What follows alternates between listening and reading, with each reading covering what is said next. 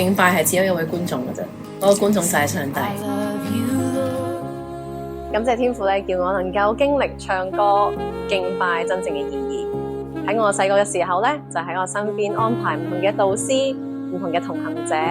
扶持我喺呢一個嘅恩賜裏面去學習，直到今日。咁到我一路翻即係一路升上中學，我都冇變嘅。我一翻去中一咧，就係第一樣嘢就係我要入合唱團啦咁樣。回基咧，我就中一時候就未開始唱敬拜隊，係即係同啲導師傾下就原來你好中意唱歌㗎，得閒同我哋一齊唱下歌啦。咁嗰陣時就唔知咩敬拜啦，咁我好啊，咁有歌唱梗係正啦。中二啦，係啦，中二嘅時候咧就開始同嗰陣時嘅小青各自嘅一啲導師啦，同佢哋一齊唱崇拜啦。嗰陣時冇咁快上台嘅，但係佢哋練習嘅時候，我就會同佢哋一齊喺台上練習。起初加入敬拜隊嘅時候咧，我唔係好明乜嘢係敬拜嘅，而當時咧每一次上台唱歌咧，對我嚟講咧都只係一個表演嚟嘅啫。敬拜只有一位觀眾，而嗰個觀眾就係我哋嘅上帝，我哋嘅耶穌基督。呢一句嘅說話咧，係我中四、中五嘅時候咧，當時嚟教會嘅一位實習神學生同我哋嘅教導，同我哋嘅分享。觀眾就係上帝，跟住我好似咧叮咗一下咁樣啦，即係好似突然間上帝同我喂，醒啦，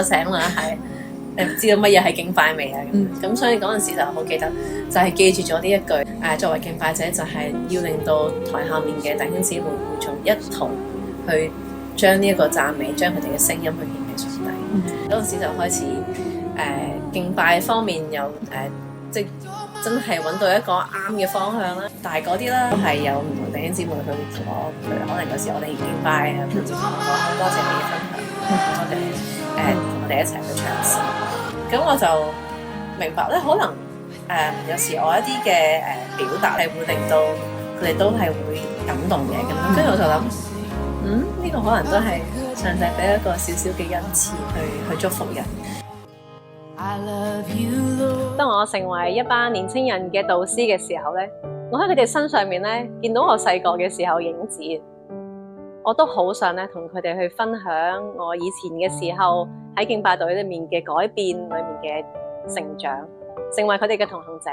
更加希望咧佢哋能夠明白敬拜真正嘅意義，並且咧將佢哋嘅生命都係對準上帝。第二位影響我敬拜生命好重要嘅牧者咧就係超牧。超牧去提醒我去思考，除咗我喺而家敬拜嘅服侍裏面咧，點樣能夠叫我嘅生命更加被上帝去善用我呢份嘅恩賜，成為聖靈導向、榮耀上主、感動人心、引發改變嘅敬拜者，係我嘅人生使命宣言。盼望上帝能夠繼續使用我，藉着敬拜，將更多嘅生命帶到去佢嘅面前，經歷轉化，經歷更新。